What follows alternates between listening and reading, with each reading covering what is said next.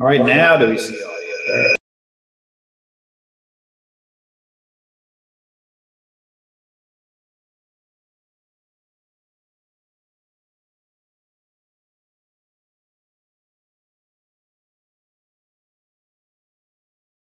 All right, now we'll do a sound check. Okay, I do see a sound level. So, all right. Okay, I'm going to go back to mute on my side.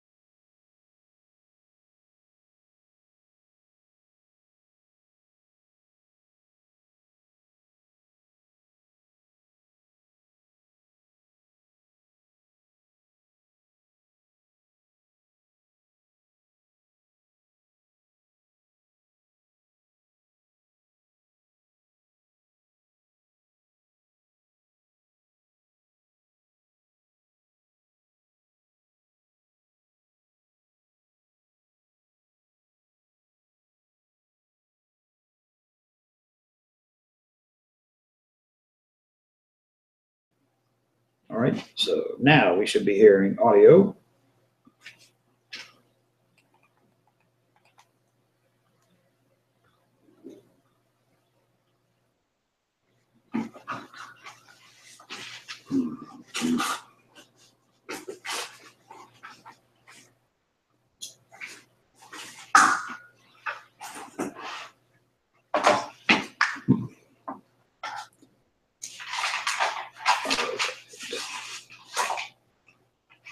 I'm going to be disappointed if we're not actually streaming audio. How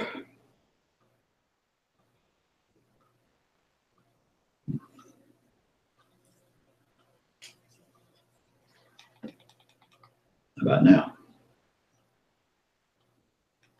I sure see a sound level on here.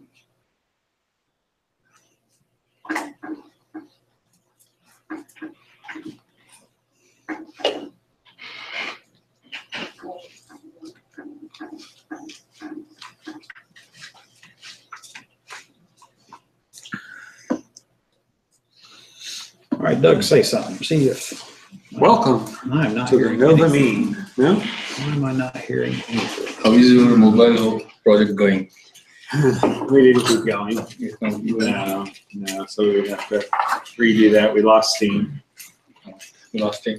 Yeah, there's lost momentum in terms of keeping the team going. Wow. Yeah. So thanks for asking about it.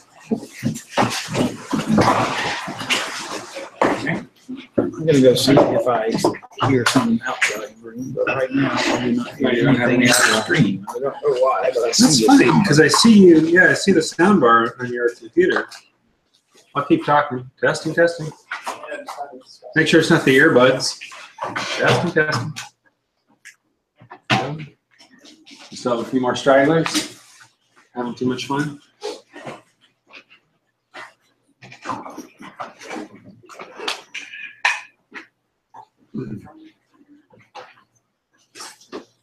Say something else.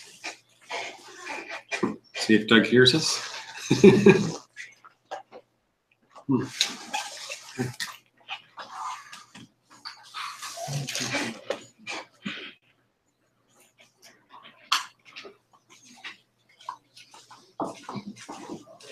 So by sending out the notice that you're streaming it, was that to keep the pizza order lower? That's right. That's right. Put that on the cost list. That's fun. Good. Is that about everybody? I think so. Just about up. Good. Excellent.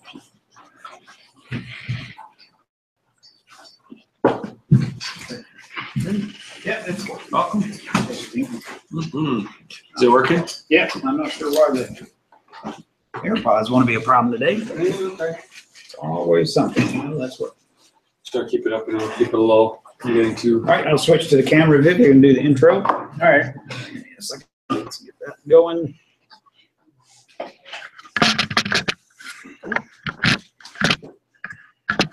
There you go. All right, production-like even. That's right. Welcome, everybody. So thanks for coming out tonight to the Nova Mean. We've had about 6 months we took off. I think our last time we got together was in December or November. And then we just got really busy here. And sometimes I think in the season of a meetup, you get a lot of speakers, and then it dries out a little bit. And so we've been meeting for about 2.5 years. So we just took a little bit of time off. But I think there's a lot more interesting stuff to start talking about again. And that'll be the last thing we talk about too is, but I'll seed that in the beginning is, if you know other folks that are really good at a particular topic, something you're interested in, one of the things that really helps a meetup and a community go and keep going is, you know, suggesting different speakers. So we're hearing from different people on topics that you're interested in. So, and so Doug and Doug, we both co-host the Nova Mean here at Missouri. And so we're always tracking the meetup.com page. So if you have, you know, an idea, a suggestion, or you come across another speaker somewhere, or you're very excited about a topic and would like to speak about it, that would be awesome. Love to have you do that. So to get us started tonight, we're going to go in and we're going to take a look at the app that we've been building for the past 1.5 years now. That's actually live up in production. It's using pretty much all the Mean technologies. So we're going to walk through what the app is, what does it do, just very briefly. And then we're going to go into the architecture, how it works. And then towards the end, I'll let you guys, I have 3 or 4 different areas that we could go into and take a look at, a little bit of a deeper dive, go down to code level, things like that. And so I'll throw out a couple ideas and see where folks are interested in looking. And then maybe we can spend a little bit of time talking about next few months in terms of what folks would like to dive deeper into. So, you know, we started this a couple years ago just to, as a way of creating a broader community. We feel that people learn best in community, and so trying to do that. So before we get started, any kind of specific interests or experiences that anybody wants to share with Node, Angular, anything like that you've been doing that you're kind of hoping to get out of tonight or are interested in learning more about in some point in time? I'd like to see if you have other options to use in addition for Angular when you start with the product. Cool, right? How you reach the conclusion to use Angular. We'll dive into that. And so React being probably one of the other really big ones out there. And so we really much made the decision to specialize in Angular, pretty much because we're also a consulting firm. We saw more opportunity in that space, but we're actively digging into React too as well to kind of look at that, but we'll definitely talk into that. So, and that's something we're interested in learning more about going forward, like the rest of the year too. So we'd be interested in learning more about React. Who here has used React? Anybody? Yeah, cool. Are you using it like actively or just kind of tried it? I'm currently teaching myself it. Okay, awesome. Yeah, so we're kind of interested in that space as well, where it might be interested to learn. So we would be definitely interested in doing that together. So I'll pass along my interest. Yes. And that is Node for Lambda, AWS Lambda use by far and away, because I'd like messing around with Alexa skills, and I got an Echo Show recently, and I'm looking to do more with that. So my interest is always going to be all the way in the back end, most likely Lambda based, and Node and Python are going to be it. So Node for this group. Cool. So I built an application. I'm just still working on it. I deployed it on Heroku, but I would be very much interested in knowing how you leverage Amazon web services for this. I mean, how Lambda and all those things come into play if I have to move from Heroku for whatever reason. Excellent. Yeah, we definitely touch on that. And Doug's a resident expert in things like Amazon and architectures and the many, many different Amazon components. And so, yeah, that's definitely a topic that we could be diving into because, you know, when you talk about Node can be used for lots of different things now. You can use it not just for hosting servers and APIs, but you can do IoT with it, Internet of Things on little like Raspberry Pis and stuff like that. So all kinds of cool things you can do with it.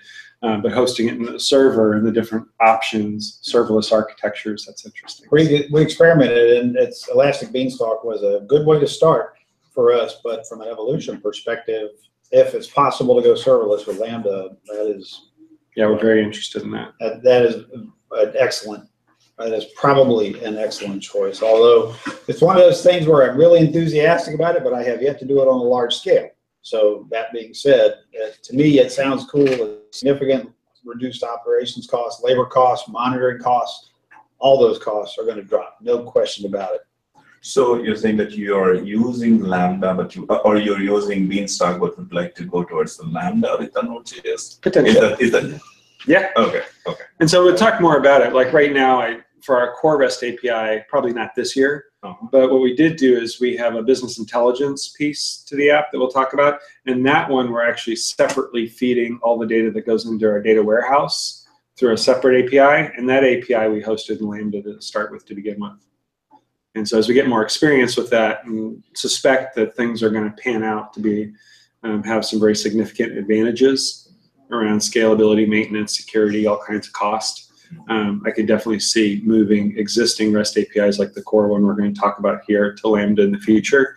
And frankly, I don't think it'll be that difficult to do either. So. That's the challenge right there, is to not be entirely sure. So if anybody has done Lambda to any great degree, particularly on a large scale, we're really interested in not just plunk this in Lambda, but how do you know what it's doing? If you've got 50 endpoints, Lambda functions sitting out there, and 5 or 10 API gateway functions or interfaces to them going on, do you really have to know what's happening at any moment in time, or does it work well enough to where you don't have to monitor? Because I keep saying that reduced operations and labor costs or monitoring costs, but I also wonder, how do you know what's happening when you have, I hate to say spaghetti code, but in a sense, you think about a boatload of Lambda functions going on, talking to each other with some API gateway sitting on top of that.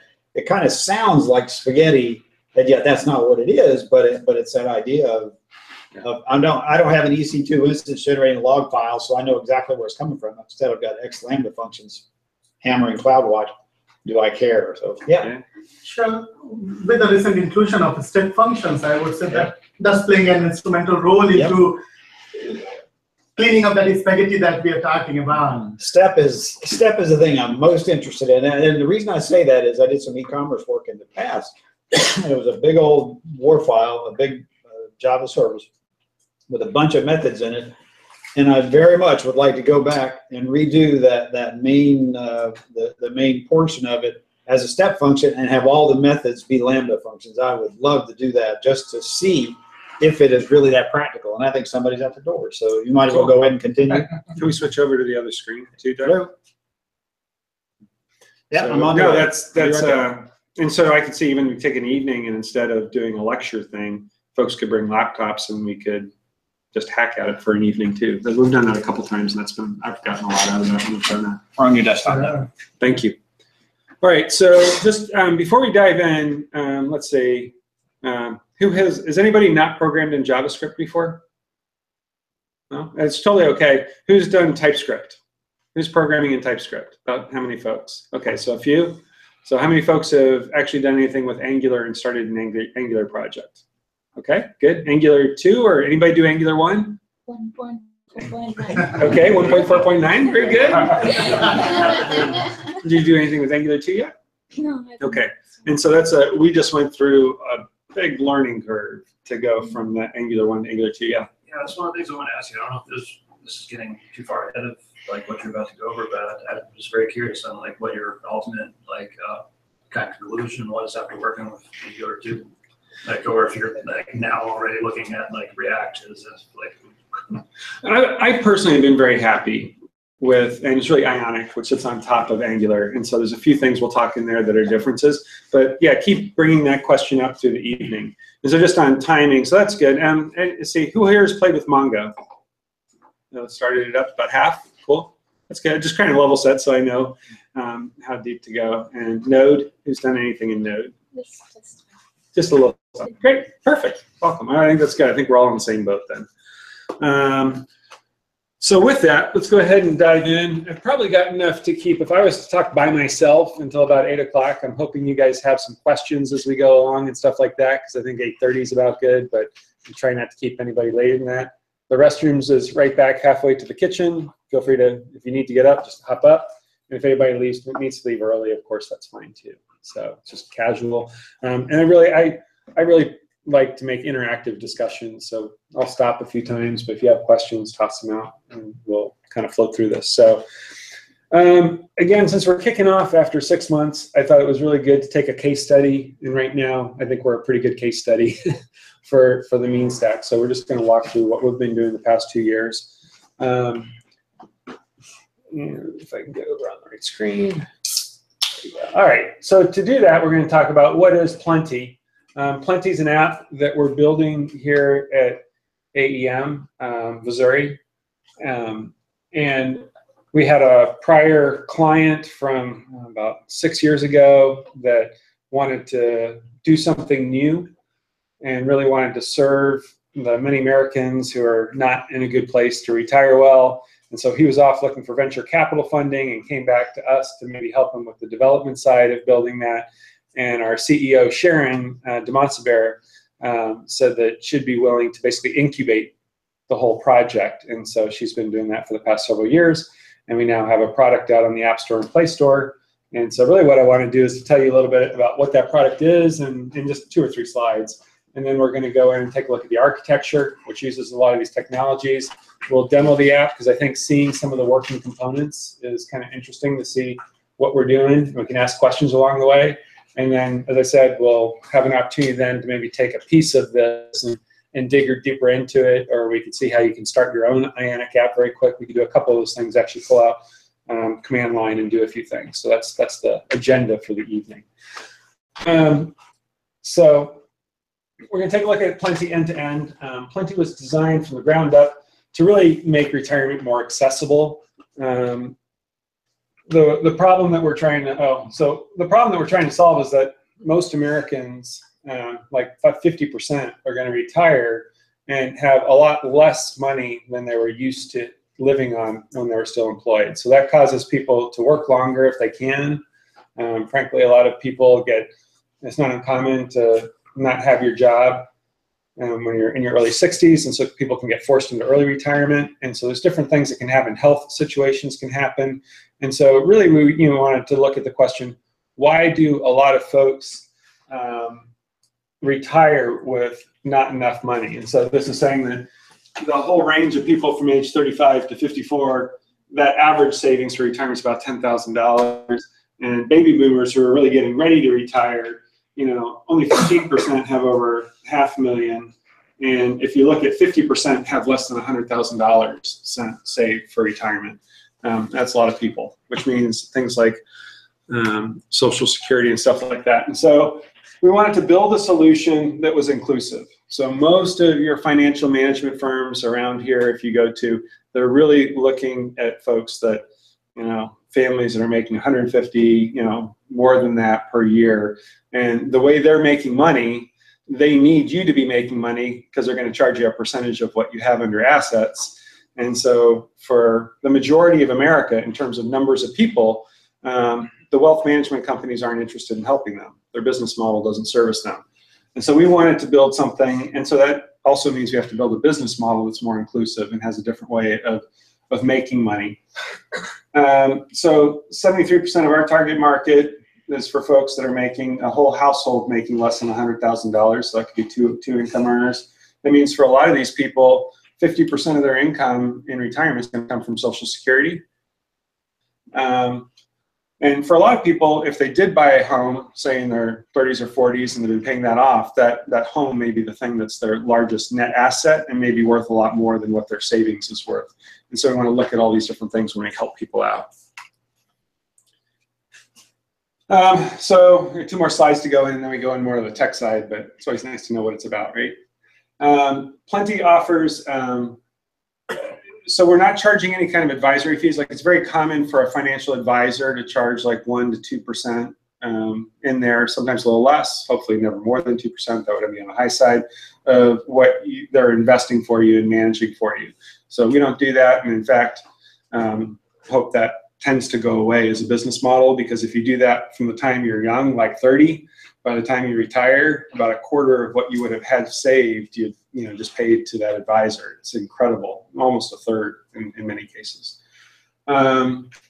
the core financial advice is low-cost index funds. There's the concept of having a reserve, cash reserve when you get into retirement. And annuities are a way where you can shift some of your savings and buy an annuity. And if you do that, basically you don't have to worry about market risk, and you don't have to worry about outliving it, because the company will pay you a steady monthly amount for as long as you live. And so I'm not recommending to do that all with it, but part of retirement should be more relaxed, and part of being more relaxed should be not having to worry about investments all the time. And so that's the strategy. So very much the driving thing that we're trying to do in Plenty is to create something that's super easy to use, that's not stressful, and that takes a new perspective. And so one of the really important perspectives is, if you've gone to any kind of retirement planner out there, it almost always focuses on how much do you need to save? What's the big nugget that you need to have saved? Is it, you know, $500,000, $1 million, $3 million? What is that number that you have to have saved? And for a lot of folks, you know, in Northern Virginia, that's not too tough. We kind of tend to think in those terms. But in terms of the majority of America, the concept of saving $1.5 million is just kind of a foreign concept, especially when you have other pressing needs right now.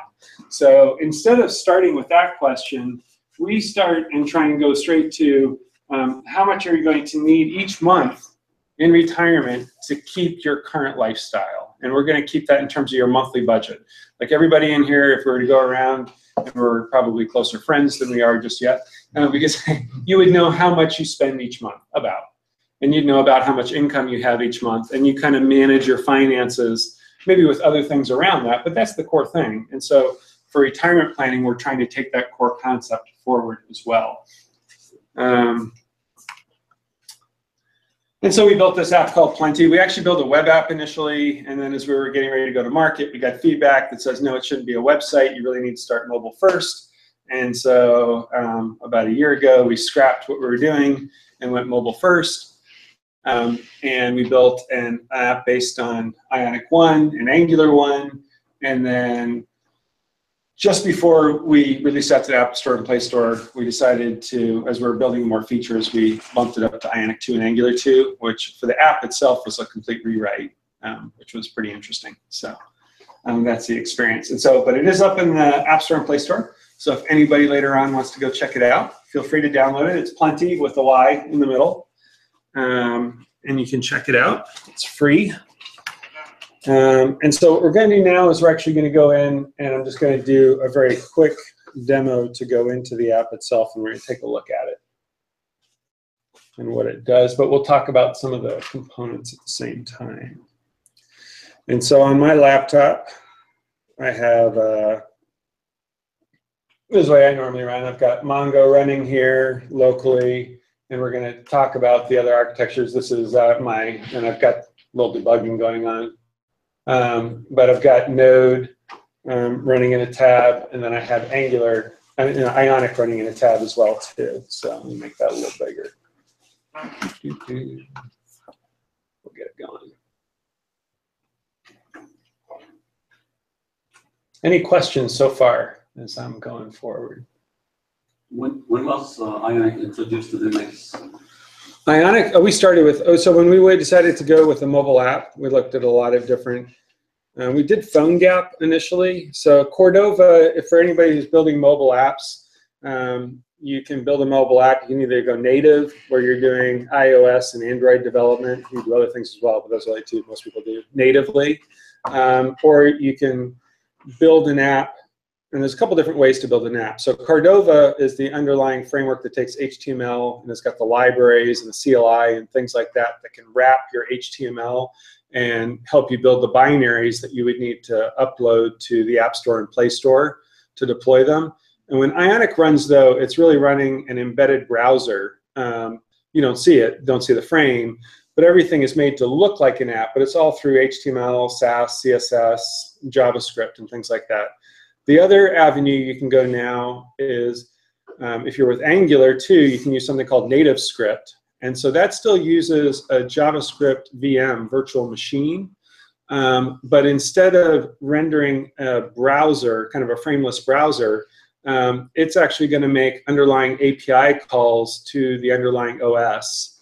And so when you say in, say, a React Native or a NativeScript app, draw a button or draw an image, it's telling the operating system. The operating system is actually drawing that native window element directly. Whereas in Ionic, we're using HTML and CSS Sass to make something look like an app. But then Cordova, and Ionic builds on top of Cordova and provides some professionalism, and they have a component library that's really nice, so we can take a look at the component library as well. Does that answer that? So when you deploy it on these individual, iOS versus Android, are they pretty much the same, the behavior? Do you find any differences between one versus the other? We do, and so this is great. All the questions are great. What we'll do is we're going to go through and do a quick demo in here, and actually I can maybe even show you in here as well. But Ionic 1 really started initially focused on iOS, and so they built CSS, and they use Sass as a way of kind of building their CSS, which we really like a lot. And they really focused on iOS, so they tried to make everything look like a native iOS component. And then a ways in, they built another set of CSS themes for Android, but it was kind of mashed in. And so with Ionic 2, they started fresh, and they have a completely separate iOS versus Android set of themes. And the budgets and widgets behave much more like native components. And then you can control that too. So whenever you're in the code, you can say, I want the MD version of, say, a toast, and MD being for Angular. I don't know why MD is for Angular. Huh? Oh, thank you, material design, exactly. So if I want the material design, and that'll kind of go edge to edge and it looks very flat, or if I say I want the iOS, then it's kind of a bubble form and comes up and it's got some border around it. Or you can just, if you don't say anything, then Ionic itself is going to detect your platform and apply the theme for yours. So your iOS apps are going to look like iOS apps, and your Android apps are going to look like material design apps. Thank you. So let's come in here and take a little look at Plenty. There's our app, and I don't think I have an account right now, so we will create one really quick. I'm just going to make sure I don't have one. So if you don't, then you can sign up. Can everybody see it? I'm trying to make it bigger.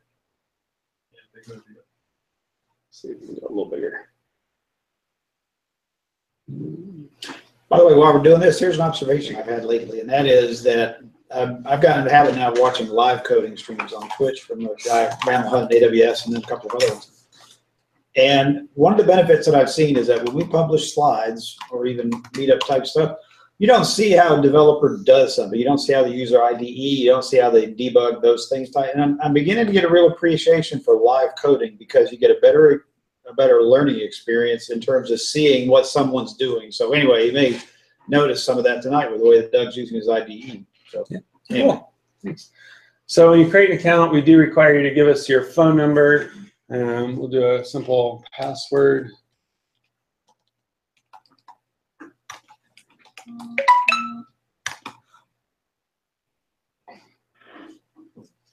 And then we're using two-factor authentication. So we're using a company called Authy that does two-factor authentication.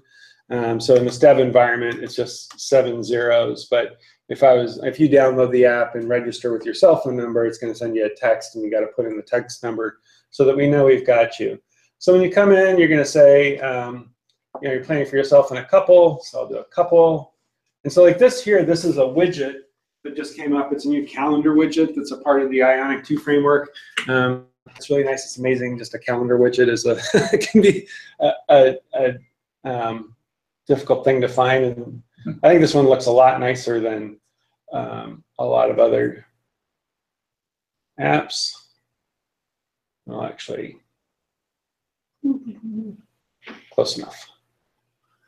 And so we put in our planned retirement age. Let's say it's 67.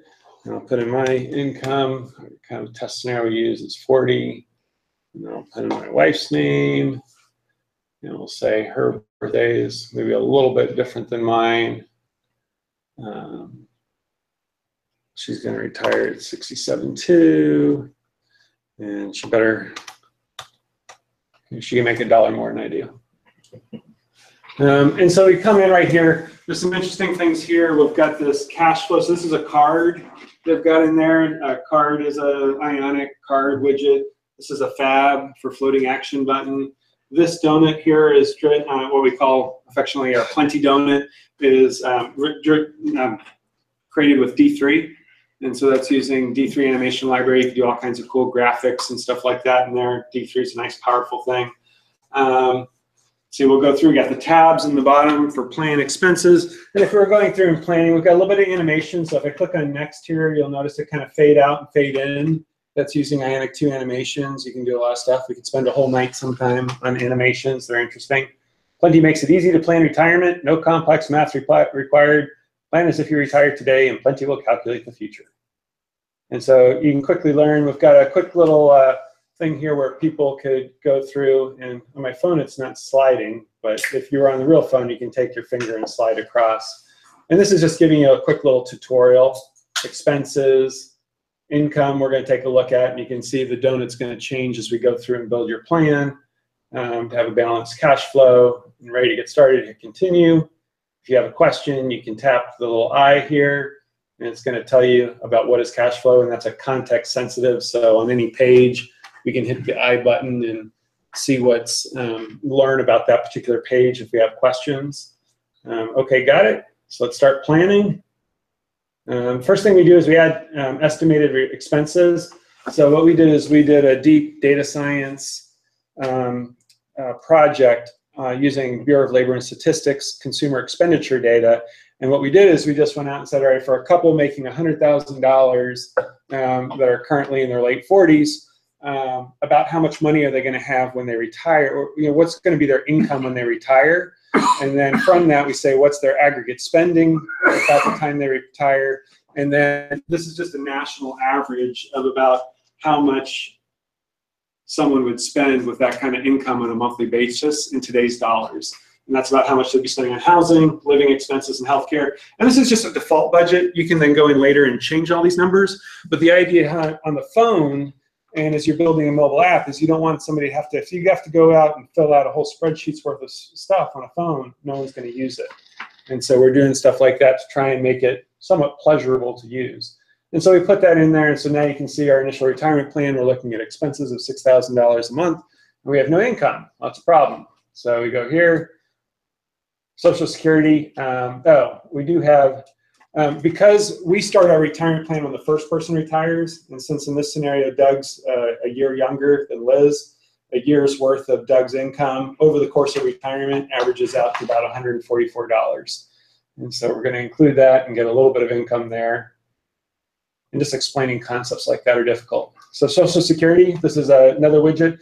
We're estimating that Doug would get $1,700 a month in Social Security income. That's based on a kind of a steady employment history with no major gaps. You could go in here and enter the actual, and so there's a pop-up there, and if you wanted to go look at your paper statement that Social Security might send you every few years, it'll say exactly what your full, estimated full retirement age Social Security payment, and you could put that in there. But I'll hit cancel, and we'll say that. If you want to see if I took Social Security a little later, now I'm going to get $1,900 a month in Social Security. So people can start to already play some what ifs, if they will. We'll let Liz's be the default. A spousal benefit is if there's a big difference between the two. So one of the features we're going to do, if that's 0, then probably not show you the tip right off the bat. And so I'm not going to go through the entire thing. I will go through one more. One of the things we do here is tell us about how much you've already saved for retirement. And so you could enter that manually, and a lot of folks won't know who Plenty is. They probably don't feel comfortable giving us their username and password to Vanguard, at least not yet. That's okay. But if they did, they could pick their institution. We're using a third party called Quovo, which is, who's from Fiserv? Yeah, there you go. Have you heard of Quovo? We have another one called Cashage. Okay. Yep. Biller Directory. Yep. Yeah. So it does account aggregation. So Yodlee is another competitor in that space. Yeah. Okay. And so Yodlee is another one. Yodlee? Yodlee. Yeah, that's what exactly. So we looked at that. We ended up picking this company, Quovo. And so this is one of their test accounts. And so when I click on that, you can see it says powered by Clove. So when I put in a username and password here, that's going from, this is just a test data brokerage that they have in their system. It's going to go from our Ionic Angular app through our Node API. We're going to pass that username and password. We don't save it anywhere. And go straight securely to their API. And then they're going to go out and log into your account and send us back just your balances, as well as your, like if you're invested in some mutual funds and a 401k, we'll get back the tickers of what those are. And so when we hit next, that should go. So that's going out and making a call. We're having a poll. And this is some interesting code in the code if you look at it. Doing callbacks using RxJS. Who's worked with RxJS? Nobody? So that's streamables. It's so in JavaScript you had callback functions a lot of times, and then from callbacks we had the concept of promises, which you probably have, and then now in Angular and Node where the new hot thing is observables, and so you get a stream. So instead of a promise giving you kind of one callback, you know, for a given promise, an RxJS observable is going to give you a stream, and I can do all kinds of stuff with the stream. If I'm getting constant updates, I can say give me the first 5.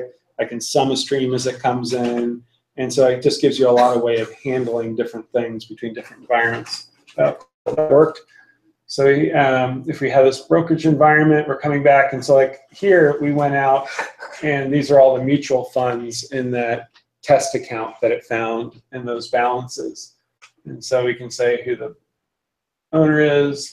So we'll do joint, and say we're currently contributing another $5,000 a year to that test data brokerage account. And now if I have saved, do I have to save another? No. And so now I've added some income. If we go to income, you can see there's that test data brokerage, and I could get back into it and change it. I've got my expenses tab here. I'm just trying to give you a feel. So these are the tabs. It's like the tabs can be on the bottom or the top. The default for material design is to have them on the bottom. The default for iOS is to have them on the top. I think actually our business team has told us they want them on the top, so this will probably be on the top here in a month as things change. That gives you a feel for the app. What else do we have? There's a place here where you can come manage your settings, so you can come in and change the profile. You could edit, add children, things like that. It'll do a lot of other features, life insurance and things like that are in there as well. These are all the different steps you can go through for building your plan.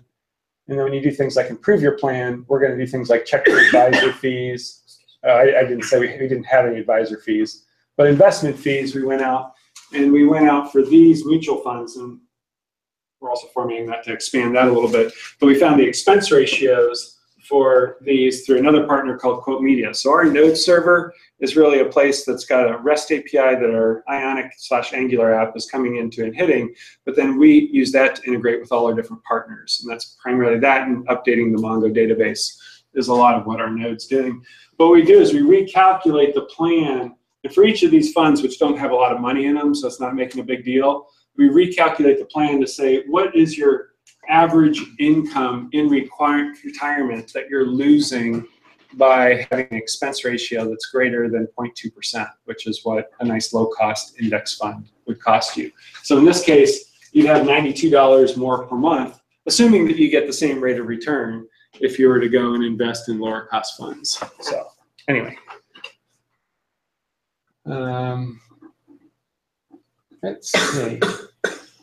Any questions on the UI components or things like that? And there's things like delay your retirement, which is kind of cool, just little sliders to play with, do what ifs to say, all right, now if I do retire a little bit later, I can kind of see when I would need to retire later. How about the overall theme? Did you change, is that user changeable? How did you pick the colors and the logos? Like so in Ionic, and we can go into that, we could start one up really quick. There actually is a theme SaaS page, and so all your standard colors and the way a lot of the components behave, there's hundreds of attributes, and you could have multiple themes. And indeed, if a bank wanted to use Plenty, they may want to rebrand it under their own environment. and their own colors, and so then we do have a way of setting up a complete different theme. And you could even make that user selectable. We don't have a requirement to do that, but Ionic set up really nicely to be able to do that. Things like that, internationalization of a lot of stuff they're set up to do as well. Did you need a designer? Yes, we've gone through 3 design firms, and we've got a couple people in-house, and I have a new appreciation of how terribly difficult that really is. So Ionic doesn't have anything. They got a lot of stuff out of the box. So if we go to another page here, and that's probably a good time to go. Ionic, let's go to the Ionic docs. And so if I look at the components here, these are all the out-of-the-box components. And so if I look at, let's look at the date time one here. And so you can see it says iOS, and I can see what this is going to look like in iOS. And see, that looks very different to the one that I was showing you, the Android, because I am a little bit of an Android snob. But you can see there's the material design theme. And so we can take a look at all these components. So I would say a lot of UI components come with, let me get rid of this cancel. Come with pretty nice out-of-the-box styling. For a lot of things, there's a menu. You're seeing examples of cards with, pretty straightforward examples of the code on how to do that. The way the documentation works over here, there's demo source you can get to as well. The components give you a nice overview of the components, and then the API, in many cases, will dive deeper into various elements that you're using in your code and give you good examples. So when I think financial management, yeah, I'm thinking desktop. I'm not thinking doing it on my phone. What happens when I bring it up on the desktop? Right now, nothing. We are a mobile-only solution now, and there are a few examples of those now in the financial industry, and a lot of what Cap One does, for example. A lot of that, my understanding, is more and more mobile-driven first, and then they'll fall back with a web-based app. And so we do plan on taking this. The nice thing about a lot of this code is that really all the stuff we have in Ionic, we could deploy and make available directly to a web browser, and it would work for the most part with very little modification. We could certainly theme it differently, and we could use, the way we've done all this, a lot of that calculations, we created a plain old, anybody do any Java? Anybody Java developer history? So does anybody know what a POJO is? If I say a POJO, so a plain old Java object. And so we definitely did that kind of with JavaScript too, that our engine, if you will, that does all the calculations is a plain JavaScript object model that has no Ionic or Angular in it whatsoever. It's generic, and when TypeScript, you can use classes and things like that. So for those of us from Java's background, it's really nice because it's got a nice OO design to it. I don't even know why I went down that path. Oh, so all that business logic is there that really does all these calculations. If we wanted to have maybe another Angular 2 and use the new Bootstrap, or if we wanted to use the new Angular material component library that's available, we could skin that if we decided that using something that had too much of a mobile feel like Ionic wasn't the right set of components, but we could still then reuse a significant part of our code base. So Ionic is set up strictly for mobile. There isn't. No, it's not strictly for mobile. It's definitely mobile first in a big way.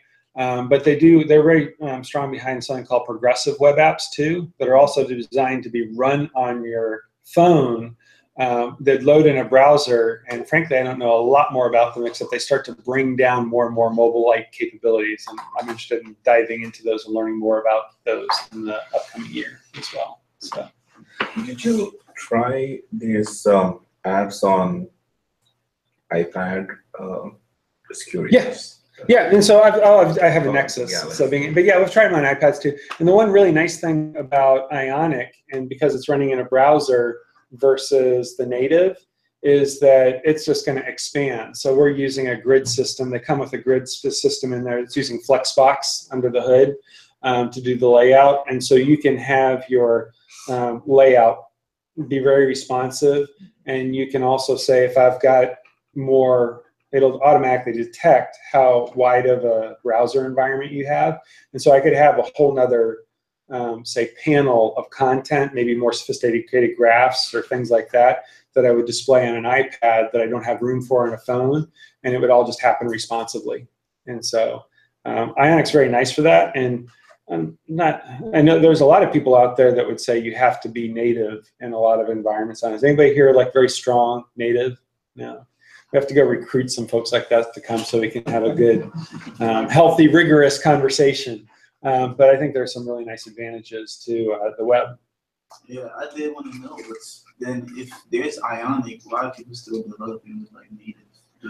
So until recently, responsiveness has been, and performance is the #1 thing. Certainly, if you're developing a game, Facebook early on in its history did go down this road initially, like 5 years ago, and the Facebook app got a lot of flack, and they really were seen as going the wrong direction. So they went native, but that was I wish I knew what the year. I should go look up what the year was, but it's been a long time. So really we've evolved now so far.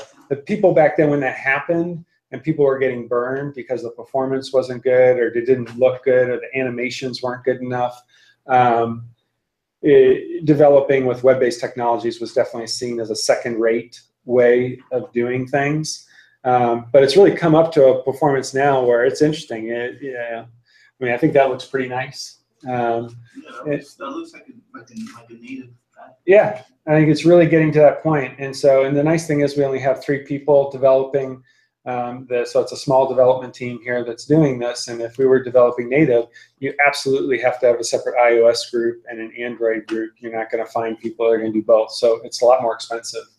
And then too, the nice thing is too, I know that the logic works exactly the same on my Android and iOS app.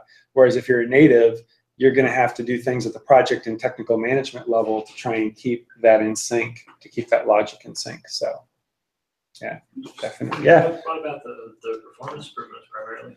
What's that? What about the performance improvements?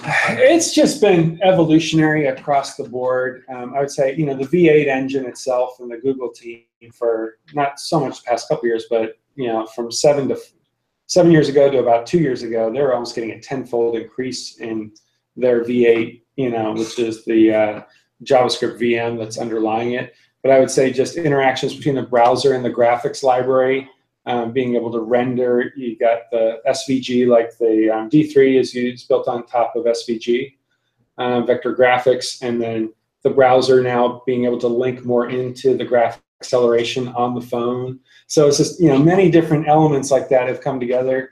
The animation library that's now in Angular 4 can be frustrating at times, but for the most part, it's producing really clean, smooth animations without a lot of work. And in another year, that's going to get more mature. So all that stuff just creates that polish feel. And then things like Ionic too, just completely rewriting their Sass, and their themes, and just their CSS from scratch with Ionic 2. Has really done a lot because they took all those lessons learned and rolled them into this latest version. Have they kind of discovered the newer limits of it, like the further? I haven't use cases personally come across the limits. I would certainly, and so there would have to be others. I would have to ask that. Certainly for something, this is a more businessy type application. I think you'd be fine. So even more interactive, like kinetic type acts, it should still function pretty well. Do you think? Like we mean by kinetics? With a lot of more moving parts, something that's not going from one thing to another, something that's more like a game. Yeah, I would say for a game, I would probably, I don't know if I try and develop, and really a game's going to come down to what you can do in a browser with a canvas and SVG and some of the other, I forgot what the new graphics technology is. I was hearing somebody talk about last week. But, it'd be like if you were to develop that game just for a browser, how well would it work? And I definitely think there'd be cases where native is going to be by far a better way to go there. And the programming language there too, or do you want to use JavaScript, or are you going to use some other native library that's potentially easier to work with or harder to work with? I don't know.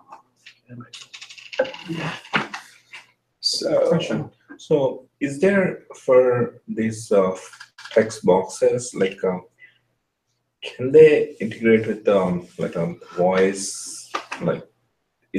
Does Ionic to support that? To integrate, so you can interact with the mic. The text can do that. Yeah. So Ionic has a whole bunch of I mean, I didn't try it. native but native plugins, and these are really cool. So that's a great question. If you come back here, and there's the theming and information on theming, but they've got something called Ionic Native, which really is just a collection of Cordova plugins.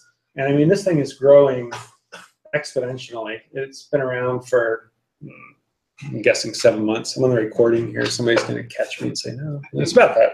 I think the answer to your question, though, is just in the keyboard. Like, if you open a text box on the web with your keyboard, you push the mic button, and Apple's going to handle that. So that doesn't touch Ionic at all. Oh, really? Okay. Yeah, so you just use the keyboard, and whatever, Alexa or whoever it is going to interpret what you're saying and interpret information. That's good to know. Yeah. Audio. So we got native audio, got native geocoding, location links to camera. What does this do? Support platforms. So this would be more for playing audio back. I think you're right. I don't know if there'd be anything for the mic. If you wanted to access the mic and turn on the mic without the keyboard. But he said specifically on the text box. Yeah, text box, yeah, it'd be for the keyboard. I agree. Definitely. So but this gives you an idea just with that. These are all the native, so like, you know, if you want to get to the camera and do something with the camera, this is the recipe for installing that plugin and then being able to get an app, you know, a picture from within your app. If you want to get to contacts, if you want to get to the calendar, if you want to see the movement of the phone, GPS, all that kind of stuff, you're going to use one of these plugins, and then this is what the code would look like in your app to be able to access that then native component, if you will.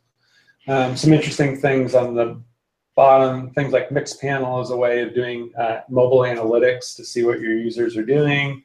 It's a QR scanner, something for doing a screenshot.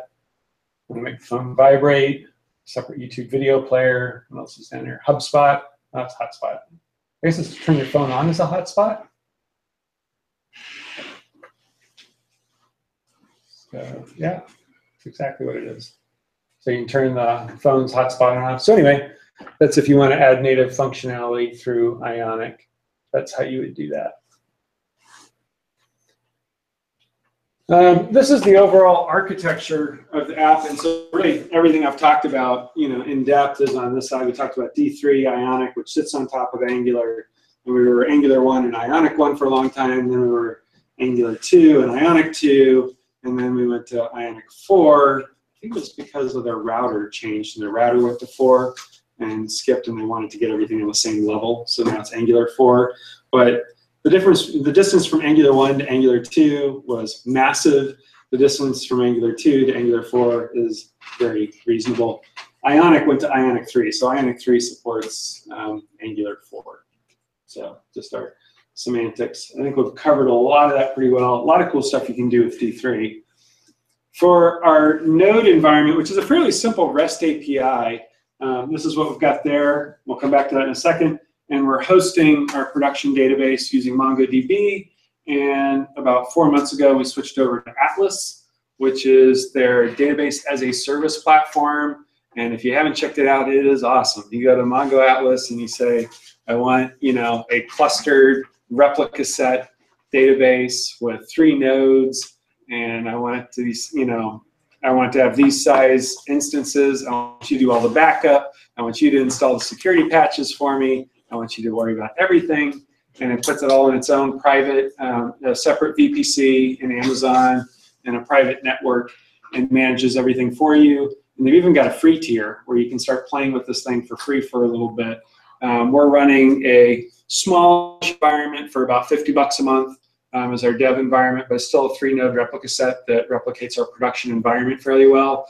And then I think our production environment's costing about $150 a month. So I mean, for what you're getting in terms of scalability, availability, and not having to have any sysadmin capability, it's awesome. So really like MongoDB Atlas a lot. And they do some neat things from security. We have our REST API here, which is built on top of Node. We're using a framework in Node called Loopback.io, which has anybody used Hibernate in Java? So Loopback's a lot like Hibernate in that you can kind of define an object, and then it's going to do all the work for doing CRUD operations to your database. It supports Mongo, it supports your primary SQL databases like Oracle, SQL Server, Postgres, MySQL, all those kinds of things. So that's kind of nice. So is that in lieu of Express and Mongo? Yeah, no, actually, Loopback actually is on top of Express. So if I was doing this in Express, I would have to go in and I have to find each of my different endpoints. And so I'd say, for a get operation, a post operation, a put operation, a delete operation, I'd have to write my code in terms of how to go do that in the database. And if I wanted to do something, create a relationship between two collections in my Mongo database, I would have to write all that code in kind of a Mongo, using the Mongo API directly. Loopback does all that for me. So I basically just define the concept of, and it comes out of the box with the concept of a user with credentials and passwords and stuff like that. And then I can define an object like a retirement plan, and I can link that retirement plan to a user. And now I can say, go get this user's retirement plan, and it's going to just go get that for me and feed it back. So I have probably less than 1/10 of the code using Loopback that you would have if you were doing Express. So that is something very similar to MongoDB something? They use Mongoose under the hood as the driver to go to Mongo. I believe, actually they may be using something like Juggler, but it's very similar. And I think they may have actually incorporated it themselves.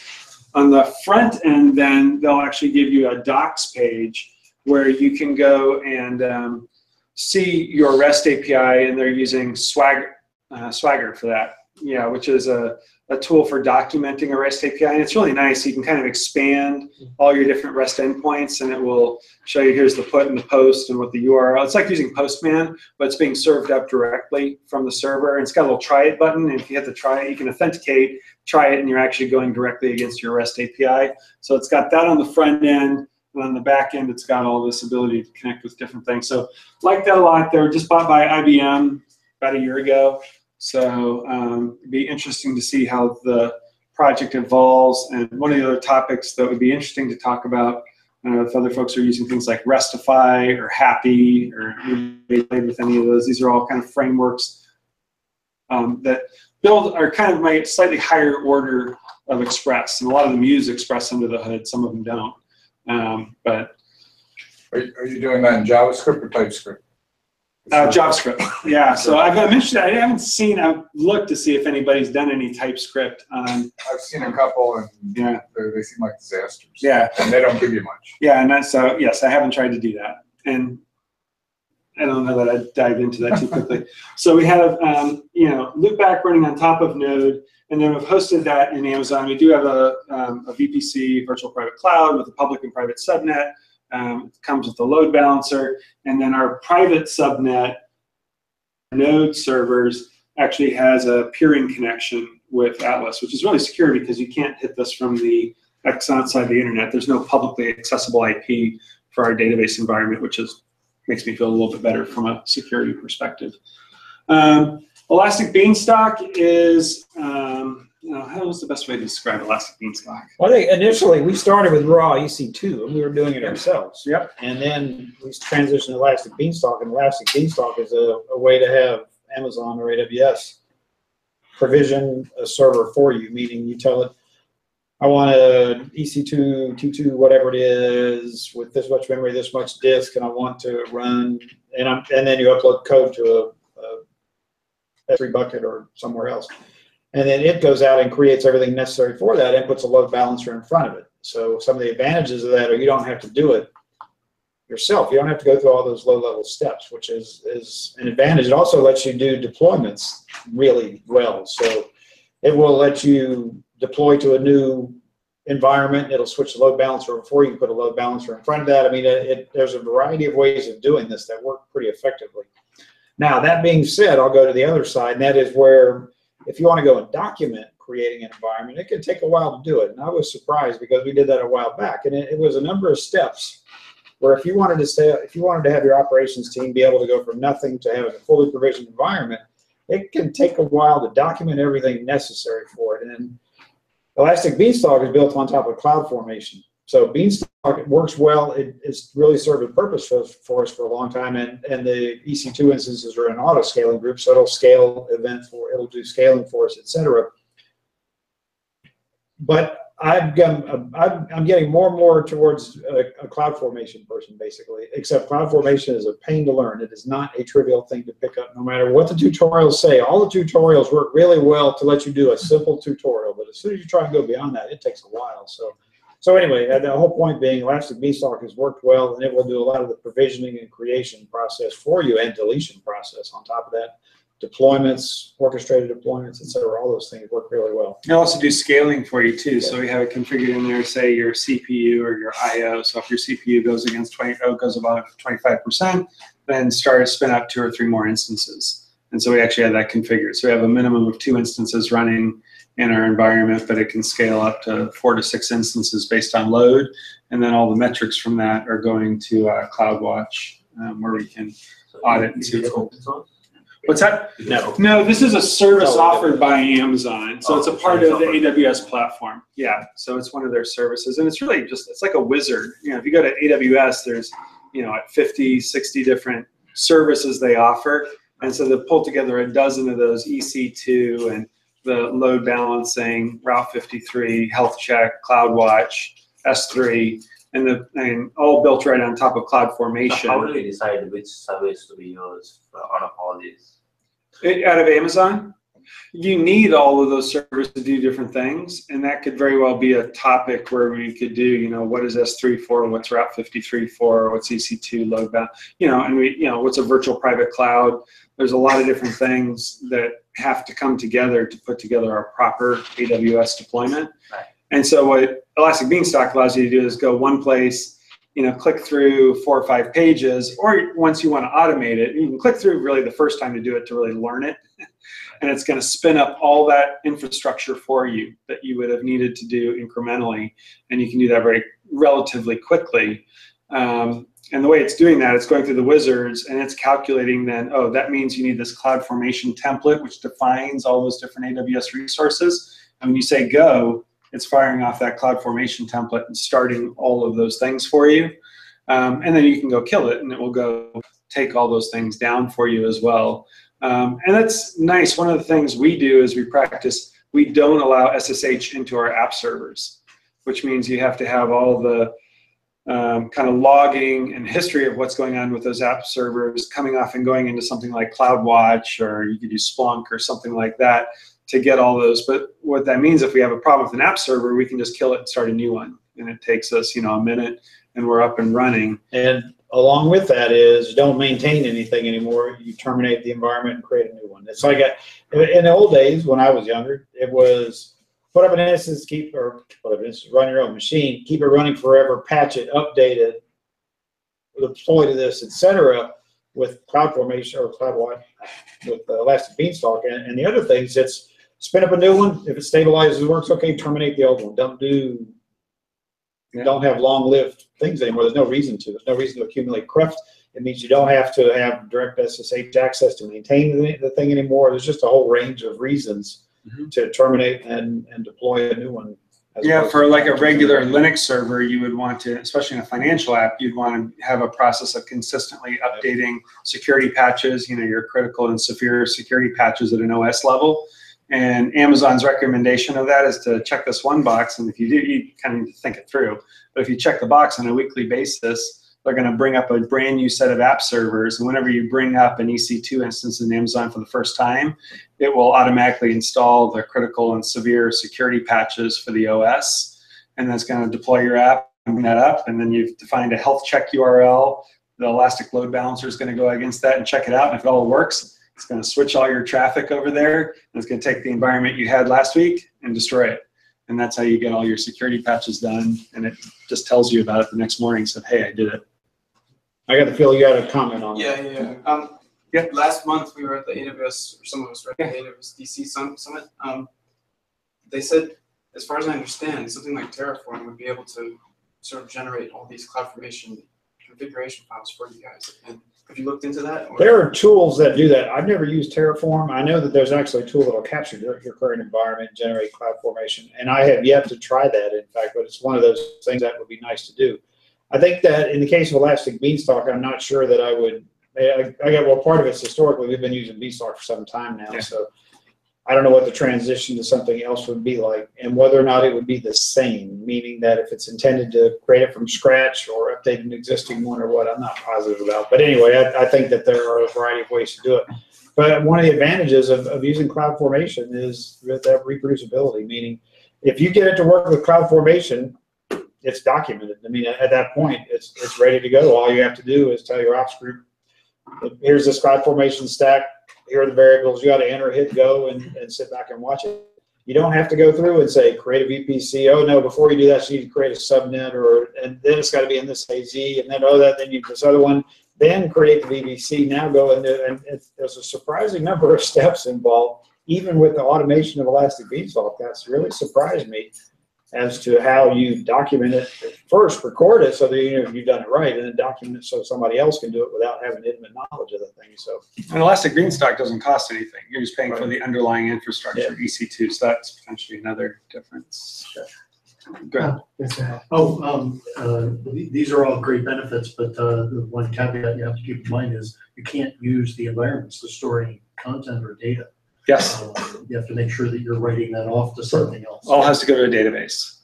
Yeah, and so that's really, the whole cloud environment becomes stateless. Yep. And so the advantage to that, though, I would say is, for us, we would put stuff, the only persistent stuff we're going to have is in MongoDB or potentially S3. So S3, by default gets replicated to 5 different environments. And so if you want something that's highly available and you want bucket type storage, then we would use S3. And for everything else, we'd probably use, DynamoDB if we're going to stay in the AWS kind of family, or MongoDB with its nicer querying capabilities and things like that. So I had a meetup some time ago, and an Amazon guy made an interesting statement. This may have been a year ago, and that was, he said, for cookies, we were talking about for something or other sessions, and he said use S3 for cookies. He said you will not get faster performance than any other method than using S3, and it's available across all your instances. It was a very interesting point that he had. Treat S3 as a key value store and use it for everything. Don't just treat it as an archival thing or a static site storage or something like that, basically. It actually is a live, hot thing that's available across all your environment. Yep, we use Mongo, but same thing. Oh yeah, I might not use it for an object store like what we're using. Mongo. If we use our access token for everything else. Mongo. S3 for sessions? Yeah, you just like cookies, absolutely. For a session key. Yeah. Sure. Yeah. Now, let me back up, let's go another step. That is, I've been experimenting with something called the parameter store lately. Yeah, that's there. And that would be a place that you could use this. Oh, yeah, that's interesting. I've been thinking of parameter store, more passwords, tokens, that kind of stuff. But I guess there's no reason it couldn't be session cookies or keys as well. So, yeah, interesting thought. Oops. But parameter store is an excellent thing to mess with in the SSM area of EC2. I saw another hand in the back. Yeah. Sure. Yeah, well, there was a discussion between Elastic Beanstalk and CloudFormation. So Elastic Beanstalk is, as far as my knowledge goes, like mostly for the development team and the testing team to do something in a very faster way so that they can just concentrate on what they need to do rather than bothering about the infrastructure that they need to set up. Like just upload your code or maybe use the GitHub link URL, and it's going to set up your environment on its own.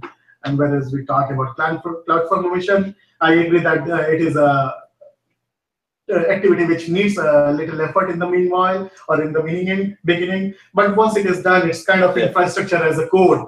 Like once you have that template, it's very easy to modify the information in the template, and it becomes very instrumental. It's just making that step to it. I've been surprised how many times I've gone to CloudFormation to do something, and every single time I've had to start over again, learning again. And it's the kind of thing you can't do casually. It's funny, by the way, I read about an interesting bumper sticker a while back. It said, my other data center is a YAML file. And that is exactly what you said right then, as a matter of fact. It's exactly the same thing. So yeah, when we need to replicate a complete application in different region or something like that, CloudFormation comes very handy. Like you just use the template and everything has been. And one of the you can go through Elastic Beanstalk and you can download the CloudFormation template that it generated from what you did. So you could use that as a reference point then to go into. Here's the other benefit of CloudFormation, and that is when you want to blow something away, if you try and do it by hand, it takes forever to get the precedence in and figure out what it is. Meaning that you can't delete this until you delete this. This has to go first. With CloudFormation, you say delete stack, and then you walk away, and that's the extent of it, because it figures out the dependency order itself. So I'm extremely pro on it, but I'm not a pro at it, and that's what aggravates me, is that it is a non-trivial thing to learn, and yet I desperately want to learn it. And I think all the tutorials I find are either really simplistic or don't actually cover the aspects that you care about in the real world. Have you tried Ansible? Yes, we have a group of folks that are big on Ansible, in fact. So now it's funny you mentioned that. Actually, I tried SSM Ansible stuff today for the first time, in fact. So, but I'm not an Ansible guy. I've messed with it in the past, but I'm certainly not a pro at it. I mean, the idea of having a bunch of playbooks, in a sense, that playbooks are what CloudFormation knows how to do inherently as a part of AWS itself. So I think you can use playbooks, but I'm not sure that it would be the same. Well, I don't know. I can't even make. You could use it in lieu of CloudFormation. You were saying you're having difficulty with getting your head around CloudFormation. My understanding, I'm just getting familiar with Ansible myself, is that you could use that to front end your CloudFormation instead. You can, and Ansible's the same way, where the beginning stuff works real well, but once you get serious at it, it's a job. It is non-trivial stuff when you get on a larger scale, and it's time consuming. It burns up a lot of time with fact collection. I do know that, so it's an interesting experience. So, but I'm not a pro at it. And from the CloudFormation perspective, it's just keyboard time, sitting there and doing it on a regular enough basis to get proficient, to not have to start over every time I go to mess with it. So that's a majority of what I had so far. We could, if anybody wanted to, I'd be happy to bring up the Ionic CLI and walk through starting up an app from scratch. It takes about 10 minutes. And so if anyone was, yes? I'm interested. You're okay? We got some of us interested in that? All right, so we'll bring up and do that. And I'll touch just really briefly on testing, using Karma as a testing framework, and Jasmine and Karma in the environment to set up unit tests within our application. It's really powerful. I can just show you that really quick. We've really talked about MongoDB Atlas. I talked about what loopback is, and we just had a nice kind of conversation about AWS Elastic Beanstalk, so those areas. If we hadn't dug into those as deeply, I was going to bring back up. But why don't we just take another 10 minutes or so and pull up the command line. Remember your streaming too, so. Yeah, I will, and I'm just doing a standard kind of, so I'm going to stop my app here and make it a little bigger.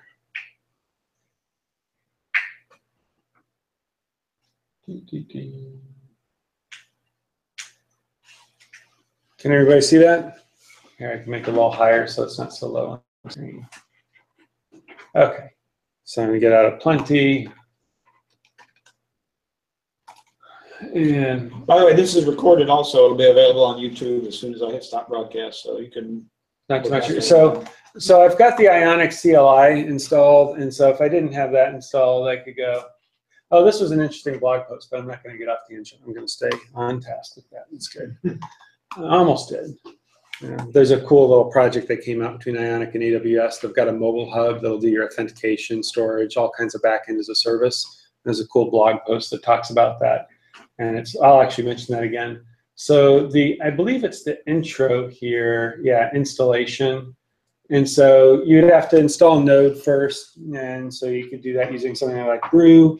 I use N, but you can just go to Node and just install Node with the binaries that you download. Once you have that installed, to install Ionic, you're going to want to do npm install-g, so it's on the global command line, and you're also installing Ionic. You can do that as two separate calls or one call. That's just the same thing as typing npm install-g Ionic and then npm install-g Cardova. And then we're just going to do Ionic start, and that's going to build and start an application for us. They've been putting a lot of effort into their CLI to try and make it a little more user-friendly. And so if we do Acme here and say, yes, we want to do that, this is great. There's a bunch of different starter apps that you can get started with. So you can do tabs, simple app that's going to have the 3 little tabs on the bottom or an iOS on the top. A blank if you want nothing in there except the basic structure you need for an application and folder structure. You can have that. Side menu, starting a side menu. Super, or you do conference, that's fine. Super has a lot of best practices built in. So if you just want to start something up and be able to go through and say, how do they recommend doing a lot of things, then Super and Conference are the two ones that I think, so we're going to start up the conference one here. And this AWS integrates with an AWS Mobile Hub starter. And if you go to the README after you create that, which is also available on GitHub, it'll tell you how to then switch over to AWS 2 and link the two together. And you can have authentication working and storing of your data and all that kind of stuff ready to go. Amazon's got a service called Cognito that will even replicate your user information on multiple devices. So it's kind of cool. It's good. The samples they give her for like games, if you want to synchronize a particular game account, you can do that across. So we're going to come down here and pick the conference. And I could have just typed Ionic Start Conference, but I wanted to show you the different options. And so it's grabbing it from GitHub. We can go look at it on GitHub too. Setting up our package.json. So we're doing all our dependencies. Now, instead of using grunt or gulp, we're now just using npm to package all our dependencies now in Angular apps, which is really nice, not to have a separate library for doing that. So we're doing an npm install here. It's downloading Ionic and all the libraries in our package.json. Usually takes about 30, 45 seconds, depending on your internet connection. And then we've got a number of commands we can type after that. We could type Ionic serve to serve our application. We can emulate this and bring it up in the iOS or Android emulator on our laptop. We could plug it into our laptop and go over.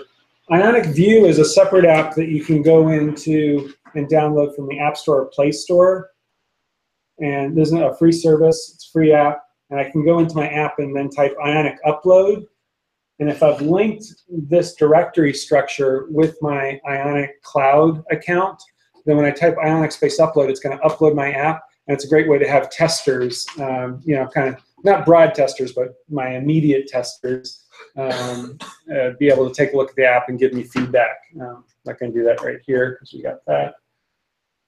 And so with all that, we've created it. So if you can see that, we've now got the Acme.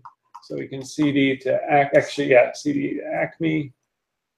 And I'll go ahead and I use VS Code as my editor.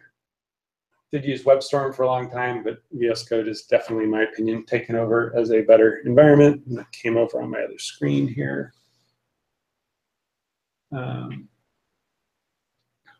And so we'll take a look at that in a minute. The free version of VS Code. Yeah, there is only a free version. There is no paid version, which is really nice. Were you able to do breakpoints and anything on this? Yep. Yep. Definitely. I tend to do more just console.logs. I still do that, but we did have breakpoints working on it like a couple weeks ago. We were trying to solve a problem, and it took us about an hour and a half to get it working. So not trivial. And there's a bunch of new stuff in Chrome as well. If you go to so that's going to take about the source code. You can do that. What's that? In the Chrome. In the source code. And if you go to the developer tools, exactly. If you go to the developer tools, let's go like that. Go like that. Oh, it's pulling up the conference app. That's why I did it all at once. All right, so it ran, and if I go here, oops. There we go. There you go. So now this is brought up this is a sample app they've created for us. And we've got like this side menu over here. We have schedule, speakers. We got some cards that are like social media cards. Share, this is an action sheet, it's called. It's that component. It's got a nice example of a Google Map kind of built in to show some Google Map integration with what's going on here. Login, you know, ability to support login, some things like that too. If we go, that's what you're getting there. Oh, here we can look at the code. This Ionic geolocation, is it based on the Google Maps, or is it? So it's really a browser, so you can do whatever you want. You're really using the Google Maps JavaScript API, the Google Maps API. And you're pulling that into your page, but you could use Mapbox is another one. You could use ArcGIS, and anything that has the ability to bring it into a web. You just got to worry about how it's going to fit within the size of a phone, but you can bring it in. No, my question is like Ionic geolocation. So Ionic geolocation is using our Cordova plugin, right?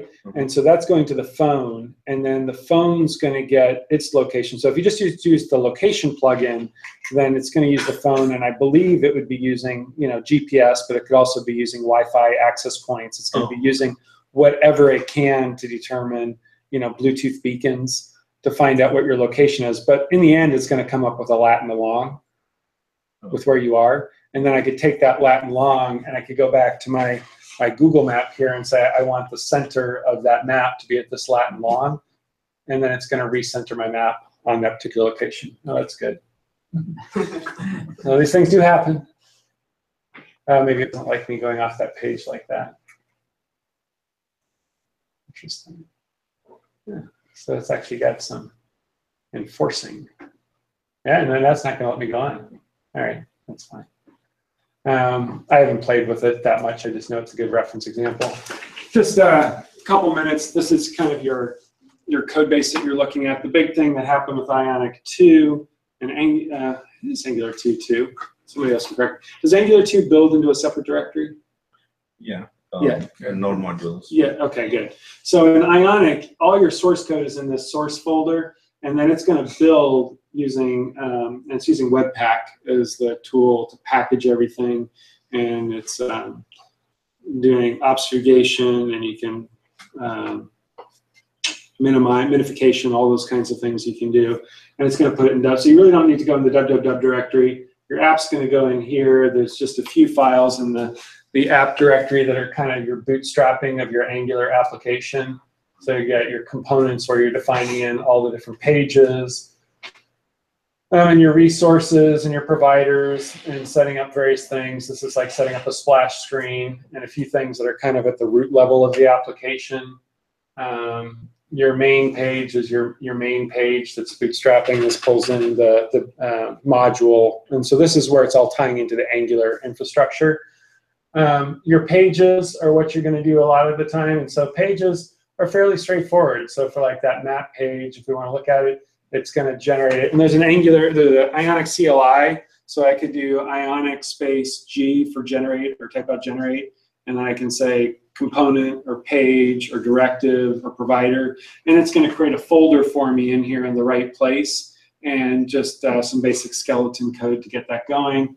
So your SAS here, the SCSS is for your one-off kind of styles for that particular page. A lot of times those are blank, unless you have things that are specific for styles that you're going to have there.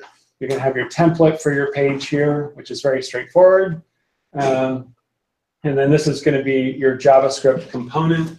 And the way this is working is, you know, importing a few things that you need up here. The act component is telling Angular that this is a page component that you want to use, what its selector is. So we'll find the page map here, just like that, as an element over in your HTML.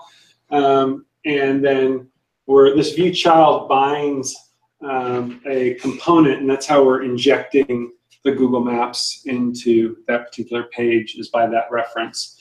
And then you got some lifecycle hooks. And so these kinds of things we have to go over. There's a number of different Angular lifecycle hooks that a component goes through. Ionic's got a set of lifecycle hooks too. So this Ionic view did load. After the page loads, we're going out, now we're getting the data, and we're populating this Google Maps with the data that we want to show on that particular map. For those of us that are still in the AngularJS frame of mind, does everything still start with a controller? Is there a controller somewhere? Where? Yeah, so the main controller is up here. There is, see it there in our main. So there's our main module. I think you call it the component TS is your main controller. Controllers are renamed components. Are they really? So there is no controller. No. Oh, you mean like a controller for, no. Oh, you mean the Angular 1 environment? Yeah. Yeah. I think most of us. No, there's no controller. No. So there's modules and components.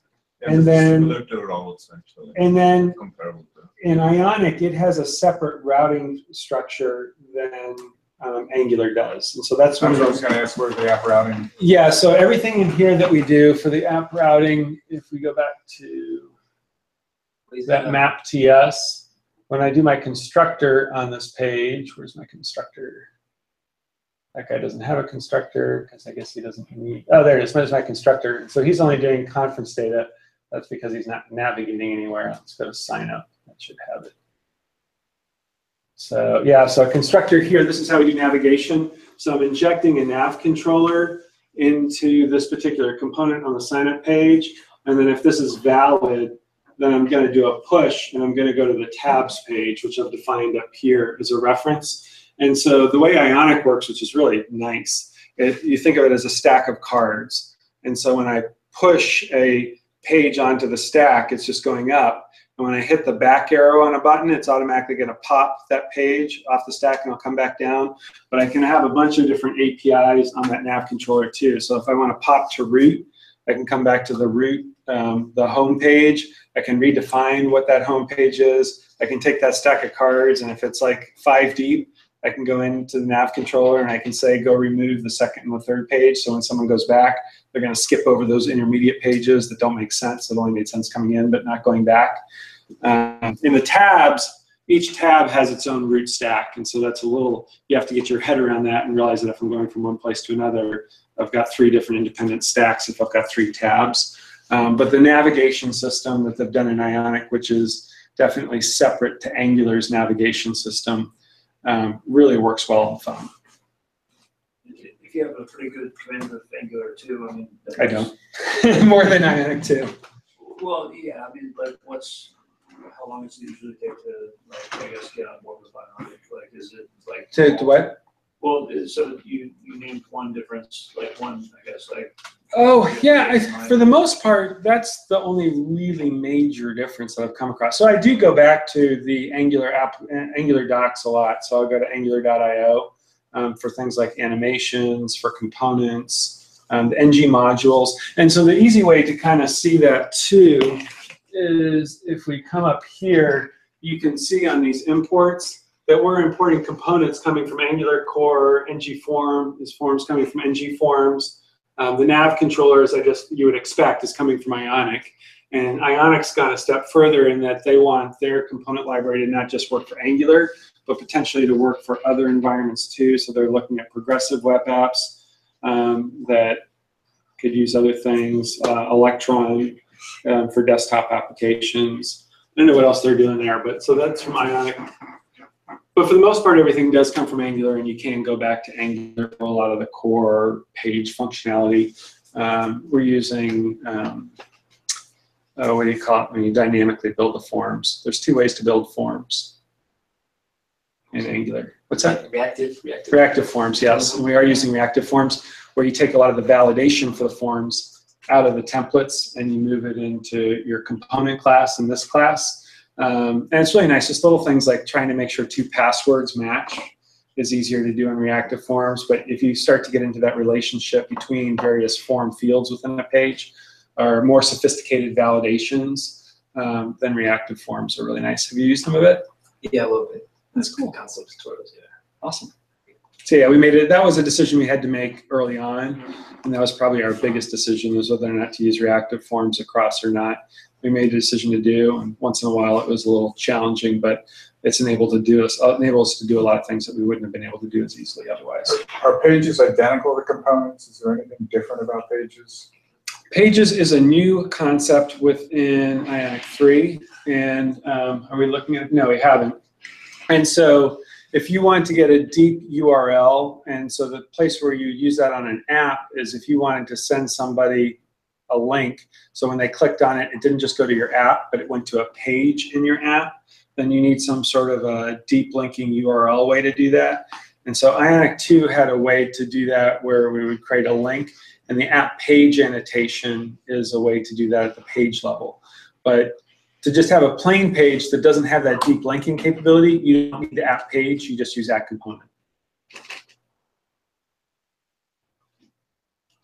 I think I understand. Mm-hmm. So, and that just probably comes from, at component is the name of kind of a component, and a component can be a whole page, and that comes from the Angular side of the house. I think the app page, I don't know if that's an Ionic annotation or not. Yeah, probably somewhere in here. I don't know if we did that. Yeah. What's that? You're using Angular 4 though, right? We're actually using Ionic 2, Angular 2 right now, and so we need to upgrade to Ionic 3, and we've got into Ionic Angular 4, and our D3 that we did, that D3 donut, is using some function scope in there. So we're having to use the keyword function, and that changes how the this keyword in JavaScript actually works. And so when we try and convert that, it's causing a problem when we bring it up in Angular 3. So we're having to do some refactoring of our D3 component, and then we'll be going to Ionic 3, and that should happen for us in the next month or so. So yeah, the ins and the outs. So yeah, they don't have an example in here of the add page. So I'd have to go back to the Ionic 3 documentation to find that. But is there anything else in here? Yeah, I mean, so that's a page. Providers were one other thing.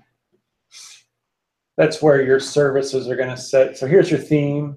You have a bunch of variables that you can override. What's it doing? Oh, there it goes. So, you know, if I wanted to find a set of colors, themes, the MD background, and if we go to the theming place in the Ionic documentation, there's hundreds, potentially 1,000 different SAS variables like this toolbar MD background, where I can start overriding not only colors and shadowing and paging, but also behavior. Should tabs go at the top or the bottom, all that kind of stuff. And then I could set up multiple different themes in here if I wanted to switch between them. And that's all described pretty well in that theming document. They do a pretty decent job of it. Did you use any validation package? No, so we're using reactive forms, and for you're talking about like form validation for input fields and stuff like that. No, we're pretty much following the basic recipe of a reactive form. So we do have a lot of stuff like we're checking phone numbers to make sure your phone number is, you know, valid. We check your email. Not only check the email's valid, but once it's the valid structure with an @ sign and a dot and a few things like that, then we're actually making a callback to Mongo to see if that already exists. And if it exists, then it'll give you a little red arrow underneath it, you know, hey, it's already registered with that particular email. So we got some fairly sophisticated validations, including things that are actually making backend service calls. And all of that, we're using reactive forms, which is Angular's reactive forms to do all that. But it's pretty simple, just JavaScript code, so or TypeScript code. So that would replace any piping that you would have to do? Or Pipes. So the you're talking about Angular pipes? So we do use Angular pipes for formatting and things like that, for percents and currencies and stuff like that. You can also use a pipe when you're talking about RxJS, when you're bringing back data, and it will do the subscribe for you. And in RxJS, we're not doing that anywhere. We're using typing the keyword subscribe. Well, more like, I mean, the reactive forms, that like validation of the email or putting the dollar. Yeah, we do a lot of that. Once in a while, we've written some pipes to do stuff, but you know, we were talking before that sometimes you get too many of these different components. Yeah. No, they're called pipes. You don't have any filters. Yeah, sorry. Providers, we got a whole set of names for you. But it doesn't take, there's really only about 5 or 6 things. So once you get, in fact, if you go in, and if we're, and we're starting to get to about 8:30, so I don't want to keep folks, but if I go Ionic, is it going to give it to me? No, I need to be Acme. Make that bigger. Ionic. That work? Yeah. So these are all things you can do with Ionic. If I were to do Ionic generate. Actually, Angular lets you generate pipes, not Ionic. Yeah. And so these are all the different things that you can generate. So component, directive, page, pipe, providers, tabs, which is just kind of setting up a component page for you with the tabs imported. But all that's pretty nice. So you can see the CLI is getting pretty nice. It's starting to give you some nice help in terms of working. That must be 3, right? Sorry? 3. I am using Ionic CLI version 3, even though my framework and the package.json isn't the Ionic 2 level. So I am happy to stick around for a while long if anybody wants to hang out and talk for a little bit. But I also want to kind of let folks, if they want to take off at 8:30. Oh, but one other thing we have to do though first. Sorry if you have anything else, Doug, too. But one thing that we have to do, just take a quick second, is talk about what do you want to talk about in the future? What would folks be interested in talking about in the future? Did I do it over here? There it is. There you go. With my little word cloud. It'd be fun to learn how Ionic is going to integrate with Electron. It seems like Electron? Yeah, I'd love to get into Electron. I mean, Electron isn't too difficult. You can Yeah. put whatever you want on the front end, but I didn't realize that Ionic was going in that direction. Yes. That's cool to learn. And so their blog is a good place to learn. I had a blog about Electron about a month and a half ago. So, but yeah, we can certainly take that and make that a point of conversation and come together. It's good. So would you be able to? Sorry? AWS. So AWS, what parts of AWS? Just like an overview or specific? I need the overview first, and then, like get into that, the EC2, Lambda. Tell you where to start. Use AWS CodeStar. CodeStar. CodeStar lets you go and provision a variety of different environments, and they end up being a completely working end-to-end tool chain. And what I mean by that is it isn't just giving an EC2 instance. It's giving an EC2 instance with load balance, or a couple of instances with a load balancer, an auto scaling group, with CloudWatch integrated, and a dashboard here, and a code commit repository so you can put your code in it. So what I mean by that is CodeStar is a way to say, give me something, and it'll provision everything necessary for it, and then you can use it all as a reference, basically. So you can do individual things if you want, but CodeStar is a really good way to see the whole, to see a significant usage of it in a complete working fashion. Cool. CodeStar, right? CodeStar. Yeah, CodeStar. Yep. And any kind of plugins or that goes with an MEIN or MEAN main plugins? Stack, like reactive or anything like the surrounding technologies. Yeah. So definitely, yeah, things that have been interesting to us, things like animations, requestive web apps. Yeah, reactive forms would be an interesting one to cover. That's a kind of important one because whenever you start anything that's going to have a lot of forms in it, you want to make that decision as to whether or not you're going to use that because it's helpful to have the app kind of consistent. So how did you do React.js. What's that? React.js. React.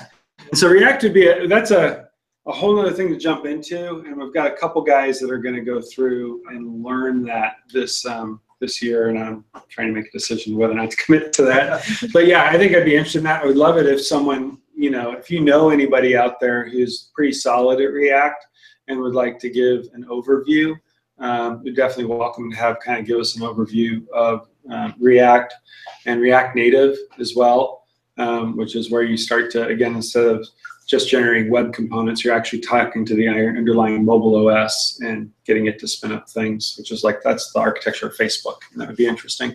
And it's interesting there too, because if you're on the Angular side, you get into TypeScript, and the Google community is all TypeScript, and the React community tends to not be that. They're very much ES6 and JavaScript and prototypes from what I've seen.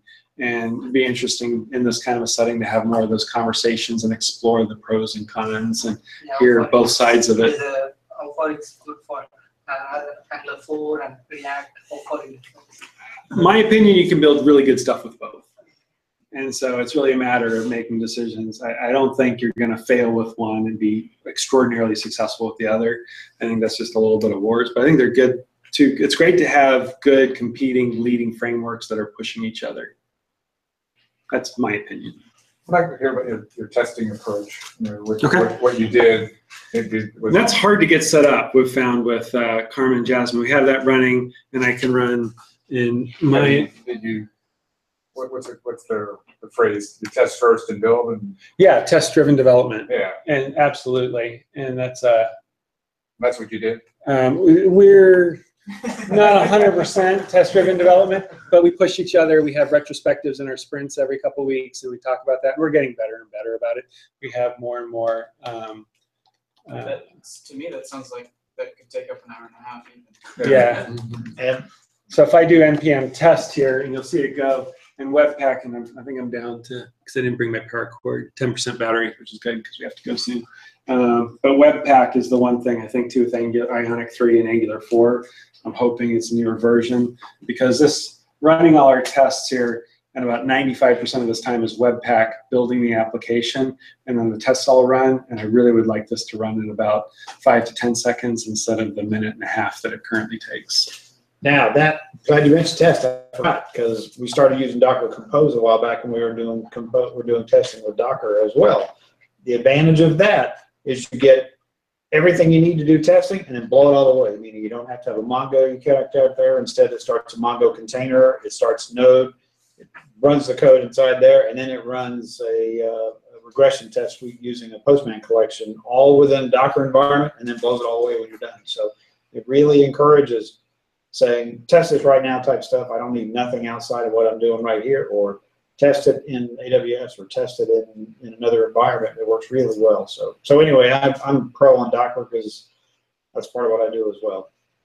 So like I said, we ran 30 tests, which is not bad, but some of those are doing complete calculations. It's setting up a retirement plan with all these different scenarios, calculating it, and then saying, you know, is the income, average income, is that this and this, and so, and we're adding more and more of those in there. And if that ran in 5 seconds, that would be sweet, because then a lot of the times I was doing development, I wouldn't be doing UI, I would just do test-driven development. And we're definitely, that's a goal of ours, to get this faster and faster. So there was an interesting post recently I've been interested in trying to look at. And that was, this guy was showing an example of his testing. It was the AWS guy. He used spot instances, and he used large ones. It would cost him 10 cents, but it would run really fast, and then it would give up the instance. So it's an interesting thought as to how efficient it would be to use external resources scaled way up for just the test period. To see if it's faster to alleviate that kind of problem. I don't think Webpack should be taking this long. I think something we got going is doing that. But that's a great example when you do need more power to be able to do that. Oh yeah, are you running an end-to-end test also? Yes, we are doing end-to-end tests as well at the page component level.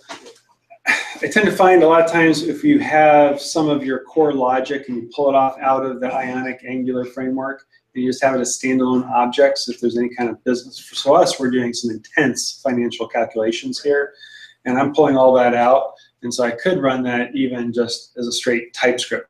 You know, I've even thought of having a separate TS config to do a separate TypeScript compile, which would run in 2 or 3 seconds, and then just run some unit tests against that. But yes, we do have some examples of some page specs in here as well. And so that sounds like a good topic at some point we could go into. It'd be good. Have you tried doing any end-to-end tests? Yeah, I guess I just want to know, like, testing mindset from like a main stack. We're talking from API test to end-to-end test, unit test, like just that probably take like an hour. Yeah, it would. And so these end-to-ends are really going only from the page through your component, you know, to your Angular providers, and then would be mocking out those. They're not actually then going, and then separately I would do tests with Karma or something like that at the REST API to drive against that, or using Postman. We use Doug set up a whole bunch of automated Postman tests for us. Yeah. So yeah, I mean, I think there's probably lots of different good ideas on testing there too. It'd be really interesting to have a interactive conversation on that. Regarding MongoDB, so AWS, I think, is not providing MongoDB service. That's correct. So you guys are using some third party. We're using MongoDBs, so they have their own third party, but they're not a third party because it's theirs. Yeah, it's their own cloud, I guess, right? Yeah, which is hosted in Amazon. Hosted in Amazon? It's in Amazon, yeah. In fact, because you can set up what they call in AWS a VP and peering connection. And so you can make 2 private subnets be able to go directly through each other without having to go out through an externally exposed IP. And so that really makes the security a lot stronger. The security from a network architecture is as good as hosting your own Mongo instance, except that you're trusting, you know, Mongo folks do have access to your stuff. So with that caveat, you're really tight. So the Mongo is inside the cloud, or? Yes. Well, so Mongo, you can do a lot of different ways. Mongo Atlas is Mongo's database as a service offering. And so that's where they're going to do all the sysadmin work for you. They're going to spin up instances. You can go in there and I can say I've got a 3-node replica set. I can do sharding where I can spread the data across multiple servers. You configure all that in a web page. They've got a CLI as well, and they're going to spin it all up. They're going to install security patches. They're going to do upgrades to the database for you. They do backups. If I want to go in and say I want to go from what they call, I don't know why they use different instance names, but I do know, so you can probably charge a little more. But they go, instead of like a T2 or a M3, M4, in their environment, they've got like an M20 and an M40, and they don't make a real strong correlation back. But you know, it's not costing a lot, and it's, you know, just having someone do all that maintenance for us is really powerful. And it looks like they've got a lot of really good best practices built into Actually, it. I'm wondering, we have the DynamoDB, so why we use the MongoDB instead of DynamoDB? What's that? AWS provides the DynamoDB service, right? So Yeah, so Mongo just provides really great querying capabilities. And so DynamoDB is really a key value store, but it doesn't provide a lot of the querying capabilities. And DynamoDB actually provides even more kind of a black box experience. Mongo gives you more control. I don't think that you can use Mongoose to interact with. No, you couldn't. You would have to use, I don't know what the other third-party DynamoDB libraries, maybe we normally just access it directly, or the client, you're doing key value pair lookups, and they've got secondary indices. And so it's a different way of thinking about your data. Whereas in Mongo, you can go, and if you've got a JSON document that's 5 levels deep, you can go to a targeted query against that. You got aggregation, so it's got a different feature set. Do you guys find that you leverage that capability of Mongo, or do you treat it more like just like a relational DB? So we treat it as an extraordinarily denormalized DB. So we have one retirement plan collection, and everything in someone's retirement plan is a standalone document, and it's actually pretty human readable. I mean, if you is to give you a JSON document, and the user object is, you know, 12 lines, it's really tight. And then you've got your retirement plan. We got a profile that's pretty tight, and that's it. And so on every page when we're doing something, it's only about like 11, 12K on average. And so we just send the whole thing back. I don't even like update a part of it. I keep the whole thing in the Ionic app, and when you do anything, I change the plan, and we just push the whole thing back through the REST API and override. So our Node API is crazy simple. Yeah, there's nothing to it. So every time you make changes and you send everything. What's that? Yes, it's for the plan, for the retirement plan, we do that. And that's working really well for us right now. We've got about 600 people using the app. But, you know, it's not an app that you use all day long and pounding on it. People check out their retirement plan. It's only 11K. It's a picture. It's an image. It's tiny. So for the next session, so I'd like to know how you would secure the communication between the app that's residing on your mobile and the RESTful services that you host on the Amazon, because that's kind of open in the air. SSL. Okay. Is really what we're using. But we could definitely go over into some of the security. So maybe security itself would be another topic.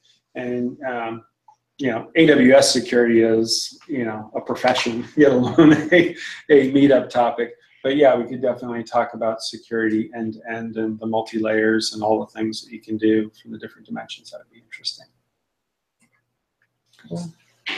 If we can talk about test-driven development and behavior-driven development and the difference between those two. What was the first one? Test-driven development. So test-driven development I can talk to. I've tried behavior. We'd have to go out and find a good guest speaker that could maybe drive us a little bit. I would like to hear more about behavior-driven development myself.